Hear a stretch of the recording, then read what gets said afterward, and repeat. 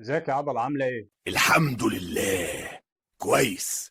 عامل ايه يا عمور؟ عمور، انت هتصاحبيني بقى. ده انا اصلا بحبك يا دكتور. انا كمان بحبك يا عضل، بس قولي لي ازاي انا بنزل الجيم عشان اقوي عضلاتي وازود من حجم العضلات اللي عندي، ولما اتمرن واشيل وزن تقيل مثلا بحس بعدها ان انا عضلاتي بتوجعني وبحس ان انت بتقطعي. هو ايه اللي بيحصل بالظبط، وازاي الوزن التقيل ده بيقوي العضلات بتاعي؟ بص، لما تحطيني تحت وزن اعلى من اللي انا متعود عليه جواي بيحصل تقطيعات صغيره جدا، مش اصابه ولا حاجه، مجرد مجهود. والتقطيعات دي بتخليني ابدا اصلح نفسي، ومع كل اصلاح اكبر واقوى علشان في التمرينه الجايه اقدر اشيل الوزن بسهوله. تمام، معنى كده بقى ان انا بقى لما احط العضله تحت ضغط زي ان انا اشيل وزن تقيل مثلا ولا حاجه بيحصل زي شقوق صغيره في قلب العضله كده.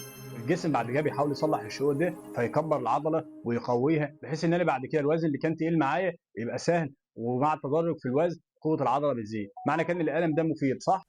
اه يا دكتور، طول ما هو وجع خفيف بعد التمرين ده معناه اني اشتغلت معاك، بس لو الوجع جامد او بيشد جامد جوه التمرين لا، ده غلط وممكن اصابة. تمام، معنى كده ان انا لازم العب صح واتدرج في الاوزان، ما ازودش وزن مره واحده عشان ما اتصابش، واهتم بالاكل والنوم لانهم لهم نفس الاهميه بتاع التمرين عشان العضله تكبر. بس كده، شكرا يا عضله. وبس كده. خلي اللي بيشوفك يعملوا متابعة بقى علشان يشوفوني تاني. باي. اظن مش محتاجين حاجه بقى، اسمعوا كلامها بقى.